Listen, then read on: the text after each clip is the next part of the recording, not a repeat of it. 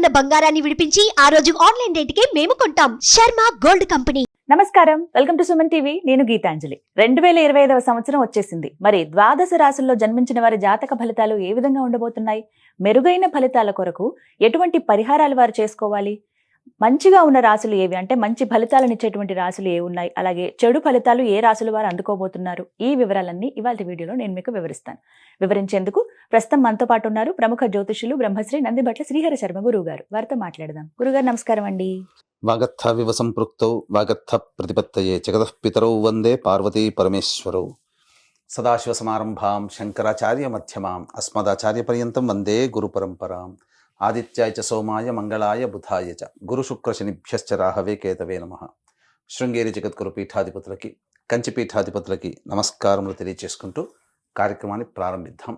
వీక్షించేటువంటి Suman TV ప్రేక్షకులకి గమనిక, ఇప్పుడు మనం చెప్పుకోబోయేటువంటి రాశి ఫలాలు ఏవైతే ఉన్నాయో అవన్నీ కూడా ఆంగ్ల నూతన సంవత్సర గమనాన్ని దృష్టిలో పెట్టుకుని జనవరి 1వ తారీఖు నుంచి డిసెంబర్ 31వ తారీఖు వరకు మాత్రమే ఉన్నటువంటి గ్రహాల స్థితిగతులను బట్టి వివిధ రాశుల వారికి ఏ విధంగా ఉండబోతుందో తెలుసుకుందాం. మనకు సాంప్రదాయానుసారంగా వచ్చేటువంటి ఉగాది నుంచి ప్రారంభమయ్యే రాశి ఫలితాలని, అనగా వచ్చే విశ్వావసునామ సంవత్సరానికి సంబంధించి ఉగాది ప్రారంభమయ్యడానికి అంటే ముందుగా మళ్ళీ ఆ యొక్క ఉగాది సందర్భంగా మళ్ళీ వివిధ రాశుల వారికి సంబంధించి రాశుల ఫలితాలు ఇవ్వడానికి ప్రయత్నం చేస్తాను. కాబట్టి ఇటువంటి దాంట్లో ప్రపంచమంతా అంగీకరిస్తున్నటువంటిది 2025 నూతన సంవత్సరం. అదేవిధంగా మనము కూడా ఆంగ్ల నూతన సంవత్సరం అనేటువంటి భావనతో ఈ యొక్క కార్యక్రమం చేస్తున్నాం. అదే ఉగాది నాడైతే మార్చి 29వ తారీఖు నుంచి మళ్ళీ 2026-28 వరకు ఉండేటువంటి గమనం వరకు ఉండేది చెప్పేటువంటిది. అవి మనం మరియు వీడియోలో తెలియజేసుకుందాం. అదే అడగబోతున్నాను గురుగారు. అంటే సాధారణంగా ఒకటే ప్రశ్న అడుగుతారు, ఉగాది కదా అసలు చెప్పాలి జాతక ఫలితాలు అనేవి, ఈ లోపు ఏంటి అంటే ఒక సాంప్రదాయంగా అది కొనసాగిపోతుంది. అంటే మనకేమని చెప్పబడింది అంటే, ధర్మం ఏం చెప్పబడింది శాస్త్రంలో అంటేనమ్మా, ప్రపంచమంతా ఏది ఒక విషయం గురించి ఒక తాటి మీద ఉంటుందో అది ధర్మమే కూర్చుంటుంది, శాస్త్రమే కూర్చుంటున్నాం. ఇక మరి ద్వాదశ రాశుల వారి జాతక ఫలితాలు తెలుసుకుందాం. ముందుగా గ్రహస్థితులు ఏ విధంగా ఉన్నాయో తెలియచేస్తారా? జనవరి 1, 2025 నుంచి. ఇక గ్రహస్థితిలోకి గనక గమనించుకున్నట్లయితే ముఖ్యంగా గురువు 9th మే వరకు కూడాను ఈ వృషభ రాశిలో సంచారం చేస్తున్నాడు. 9th మే నుంచి మిథున రాశిలోకి సంచారం, 9th మే నుంచి సెప్టెంబర్ 27వ తారీఖు వరకు. ఇక సెప్టెంబర్ 28 నుంచి నవంబర్ 11వ తారీఖు వరకు కర్కాటక రాశిలో. ఇక నవంబర్ 12వ తారీఖు నుంచి డిసెంబర్ 28 వరకు కర్కాటక రాశిలోనే వక్రీకరించే స్థితి పొంది ఉండడం. ఇక శని భగవాన్ల వారిని కనుక చూసుకున్నట్లయితే 15 ఏప్రిల్ వరకు కుంభరాశిలో సంచారం చేస్తున్నారు. 16 ఏప్రిల్ నుంచి అక్టోబర్ 9వ తారీఖు వరకు మీనరాశిలో సంచారం. ఈ మధ్య కాలంలో జూలై 8వ తారీఖు నుంచి వక్రీకరించి మీనరాశిలోనే సంచారం చేస్తున్నాడు. అలాగే అక్టోబర్ 10వ తారీఖు నుంచి కుంభరాశిలో సంచారం చేస్తూ వక్రీకరించి కుంభరాశిలో, నవంబర్ 26వ తారీఖు నుంచి వక్రత్యాగము శని భగవాన్ల వారు చేస్తున్నారు. ఇక రాహుకేతులు కనుక చూసుకున్నట్లయితే 15 మే వరకు కేతువు కన్యలో మరియు రాహువు మీనరాశిలోకి, అలాగే 16 మే నుంచి సింహరాశిలో కేతువు, అలాగే కుంభరాశిలో 16 మే నుంచి రాహుగ్రహ సంచారం జరుగుతుంది. ఇక్కడ గమనించుకున్నట్లయితే ఇక్కడ వీక్షించేటువంటి ప్రేక్షకులకు అందరికీ తెలియజేయాల్సినటువంటి అంశం ఏంటంటే, ముఖ్యంగా అందరూ ఈ ద్వాదశ రాశుల గురించి రాగానే అందరూ ఆలోచించేటువంటిది ముఖ్యంగా శని దోషం, ఏలినాడు శని, అష్టమ శని, అర్ధాష్టమ శని, కంటక శని, యోగ శని, ఈ శని దోషాలు. అయితే ఇక్కడ 15 ఏప్రిల్ వరకు శని కుంభరాశిలో సంచారం చేస్తూ 16 ఏప్రిల్ నుంచి మీనరాశిలోకి సంచారం చేస్తున్నా, ఈ యొక్క జూలై 8 నుంచి మీనరాశిలోనే సంచారం చేస్తూ వక్రీకరించినటువంటి కారణం చేత మళ్ళీ ఈ కుంభరాశి ఫలితాన్ని ఇస్తాడు. అక్టోబర్ 10న కుంభరాశిలోనే వక్రీకరించి ఉన్నటువంటి స్థితిగతుల చేత ఏమవుతుంది, మళ్ళీ మకర రాశి ఫలితాన్ని శని భగవానులు ఇస్తారు. కాబట్టి అర్థం చేసుకోవాల్సినటువంటి అంశం ఏంటంటే, ఎవరికి కూడాను ఈ సంవత్సరం శని భగవానుడు యోగదాయకంగా పూర్తిగా లేడు. 12 రాశుల వారికి అష్టమ శని, అర్ధాష్టమ శని, కంటక శని, యోగ శని, దాంపత్య శని, ఈ రాశుల ఈ యొక్క దోషాల శని దోషాలు ఏదో ఒక సందర్భంలో కొన్ని నెలల పాటు అందరూ రాశుల వారు అనుభవించాల్సిందే తప్ప ఇక్కడ ప్రత్యామ్నాయము లేదు. కాబట్టి ఇక కుంభరాశి వారికి ఏలినాటి శని వెళ్ళిపోతుందని సంతోషం కానీ, ఈ యొక్క సంబంధించి మకర రాశి వారికి ఏలినాటి శని వెళ్ళిపోతుందని సంతోషం కానీ, లేకపోతే కర్కాటక రాశి వారికి అష్టమ శని దోషం పోతుందని కానీ భావించాల్సిన అవసరం లేదు. వృశ్చిక రాశి వారికి అర్ధాష్టమ శని దోషం పోతుందని కూడా భావించాల్సిన అవసరం లేదు. ఎందుకంటే శని మళ్ళీ రుజుమార్గంలో వెళ్ళి మళ్ళీ వక్ర మార్గం చేత వక్రగతిన సంచారం చేస్తున్నటువంటి కారణం చేత 12 రాశులు శని ప్రభావానికి గురవుతాయి. కాబట్టి ఈ సంవత్సరం అన్ని రాశుల వారు శని దోష పరిహారములు ఖచ్చితంగా చేసుకోవలసినదే, అందులో సందేహం లేదు. గురుగారు, గ్రహస్థితులు ఏ విధంగా ఉన్నాయో తెలియజేశారు. మరి సింహరాశి వారి జాతక ఫలితాలు ఏ విధంగా ఉన్నాయో తెలియజేస్తారా? వీక్షించేటువంటి సుమన్ టీవీ ప్రేక్షకులకి ఈ యొక్క 2025 సంవత్సరంలో జనవరి 1వ తారీఖు నుంచి డిసెంబర్ 31వ తారీఖు వరకు సింహరాశి వారికి ఏ విధంగా ఉండబోతుందో తెలుసుకుందాం. ముందుగా గమనించుకున్నట్లయితే ఈ యొక్క సింహరాశిలో జన్మించినటువంటి వ్యక్తులకి 9 మే వరకు గురువు వృషభ రాశిలో నవమ స్థానంలో సంచారం చేస్తూ ఉండడం, దశమ స్థానంలో సంచారం చేస్తూ ఉండడం, అలాగే 9 మే నుంచి సెప్టెంబర్ 27 వరకు లాభస్థానంలో సంచారం, మళ్ళీ సెప్టెంబర్ 28 నుంచి నవంబర్ 11 వరకు కర్కాటకంలోనే. మళ్ళీ ఇక్కడ గమనించుకున్నట్లయితే ప్రధానంగా ఈ యొక్క ఇటు శని బలము మరియు గురు బలము తక్కువగా ఉన్నటువంటి కారణం చేత కొన్ని ఇబ్బందికర పరిస్థితులు అనేటువంటివి ఈ సింహరాశిలో జన్మించినటువంటి వారు ఈ సంవత్సరం ఎదుర్కోబోతున్నారు. కాబట్టి ఇబ్బందులు అనేటువంటివి ముందుగానే మనకు ఉన్నాయని తెలుసుకున్నప్పుడు దాని నుంచి ఎలా బయటపడాలో అనేటువంటి ఆలోచనతో క్రమశిక్షణతో గనక ఉన్నట్లయితే ఈ సింహరాశి వారికి ఈ యొక్క 2025 సంవత్సరం అంతా కూడాను ఆనందదాయకంగా ఉంటుందని చెప్పవచ్చు. అయితే ఇక్కడ గమనించుకున్నట్లయితే ప్రధానంగా మార్చి 30వ తారీఖు వరకు గురువు వక్రీకరించి ఉండడం, నవమ స్థాన ఫలితాన్ని ఇవ్వడం, తద్వారా ఏమవుతుంది, ప్రధానంగా విదేశీ యానానికి సంబంధించి చేయ ప్రయత్నాలన్నీ కూడాను కొలిక్కి వస్తాయి. విదేశీ విద్య లేదా విదేశంలో ఉద్యోగం కోసం ప్రయత్నం చేసే సింహరాశిలో జన్మించినటువంటి వాళ్ళకి అంతా శుభకరంగా ఉంటుందని చెప్పవచ్చు.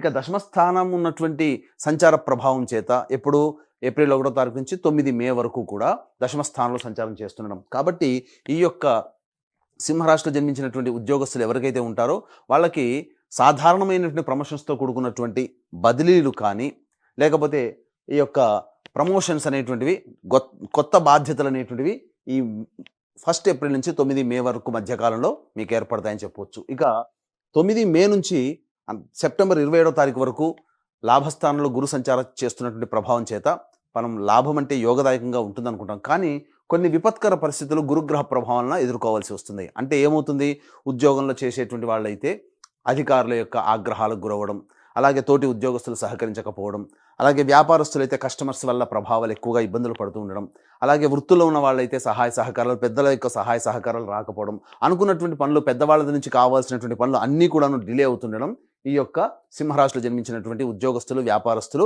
కుల వృత్తుల్లో ఉన్న వాళ్ళు గమనించవచ్చు. ఇక ప్రైవేట్ రంగంలో ఉన్నటువంటి వాళ్ళకైతే కూడా సాధారణంగా ఉద్యోగం కోసం ఎక్కువగా ప్రయత్నం చేయాల్సి వస్తుంది. నిరుద్యోగస్తులు బాగా కష్టపడితే తప్ప ఉద్యోగాన్ని సంపాదించుకోలేనటువంటి పరిస్థితి. సాధారణమైనటువంటి ప్రమోషన్స్తోనే ఈ యొక్క సింహరాశిలో జన్మించినటువంటి ఉద్యోగస్తులు ఉంటారని చెప్పవచ్చు. ఇక గమనించుకున్నట్లయితే ప్రధానంగా ఈ యొక్క శని ప్రభావం, శని 15 ఏప్రిల్ వరకు కుంభరాశిలో సంచారం చేస్తూ 16 ఏప్రిల్ నుంచి శని భగవానుల వారు అక్టోబర్ 9 వరకు మీనరాశిలో సంచారం చేస్తున్నాడు. కాబట్టి ఈ యొక్క సప్తమ శని నుంచి అష్టమ శని దోష ప్రభావం అనేటువంటిది 16 ఏప్రిల్ నుంచి ఈ యొక్క సింహరాశి వారికి ఏర్పడబోతుంది.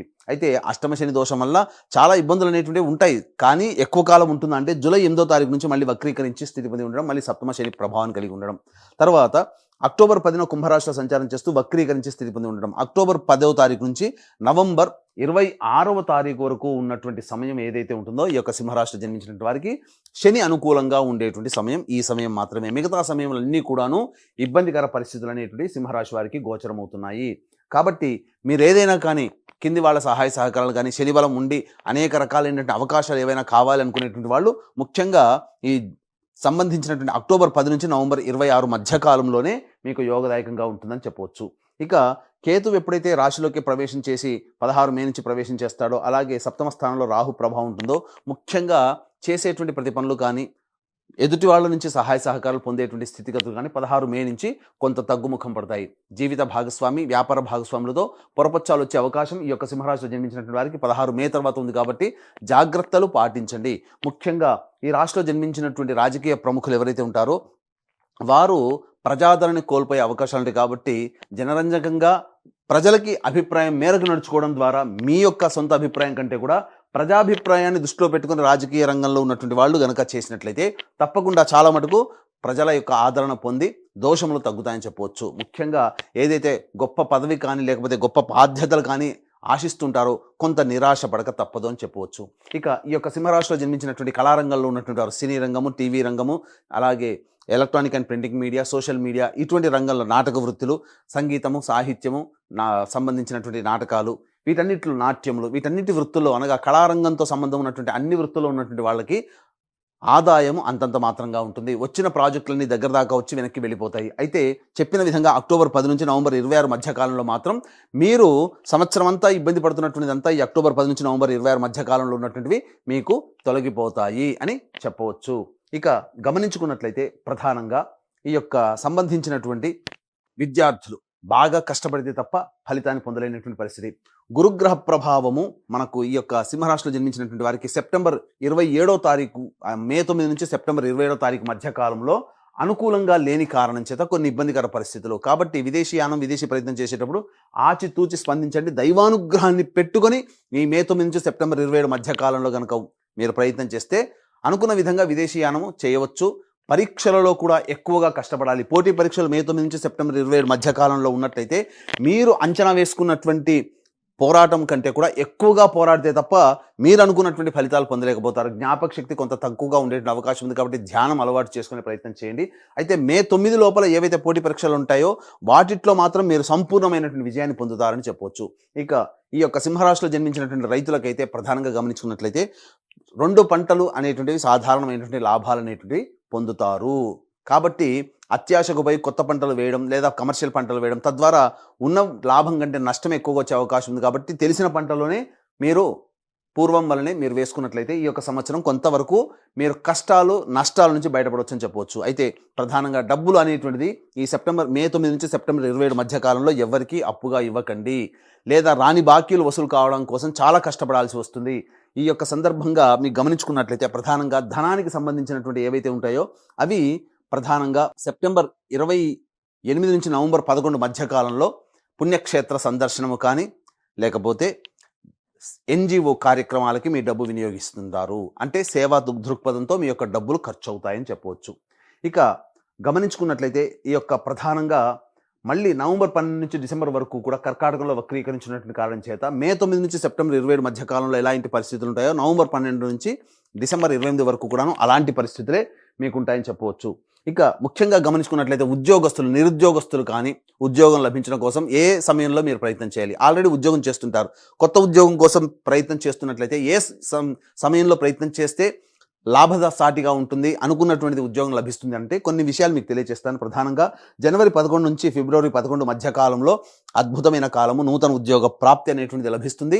లేదా కొత్త ఉద్యోగం కోసం ప్రయత్నం ఈ సమయంలో చేస్తే చాలా బాగుంటుంది. అలాగే ఇంకొక సమయం ఏంటంటే మే 13 నుంచి జూన్ 14 మళ్ళీ జూలై 15, మే 13 నుంచి జూలై 15 మధ్య కాలము అద్భుతమైనటువంటి సమయం. ఈ సమయంలో కూడా మీరు కొత్త ఉద్యోగం కోసం ప్రయత్నం చేయొచ్చు. నిరుద్యోగస్తులకి ఈ యొక్క మే 13 నుంచి జూలై 15 మధ్య కాలంలో ఉద్యోగం లభించే అవకాశం ఉంటుంది. ఇక మళ్ళీ ఎప్పుడు ఉంటుంది మళ్ళీ ఈ సంవత్సరంలోనంటే అక్టోబర్ 16 నుంచి నవంబర్ 15 మధ్య కాలంలో మీరు ఏదైతే కొత్త ఉద్యోగం కోసం ప్రయత్నం చేస్తారో కొత్త ఉద్యోగంలో మీరు రాణించేటువంటి అవకాశం ఉంటుంది. ఇక ప్రధానంగా ఎఫ్ఎంసీజీ రంగము, ఫుడ్ సంబంధించినటువంటిది, జనరల్ స్టోర్స్, రెస్టారెంట్ బిజినెస్, విద్యాలయ సంస్థలు నడిపేటువంటి వాళ్ళు, అలాగే జ్యువెలరీ రంగంలో ఉన్నటువంటి వారు, పూజా స్టోర్సు, పండ్ల వ్యాపారస్తులు, పికిల్ అనగా కర్రీ పాయింట్ నడుపుకునేటువంటి వాళ్ళు, తీర్థయాత్రలు చేసేటువంటి వాళ్ళు, ఇట్లాంటి వ్యవహారం, సూపర్ మార్కెట్ నడిపేటువంటి వాళ్ళు, ఎవరైతే ఫుడ్కు సంబంధించినటువంటి వ్యవహారంలో ఉన్నట్టున్నారో వాళ్ళు ఏదైనా వ్యాపార విస్తరణ చేయాలి అనుకున్నప్పుడు మీరు జనవరి 1 నుంచి మే 9వ తారీఖు లోపలనే మీరు ప్రయత్నాలు ప్రారంభించండి.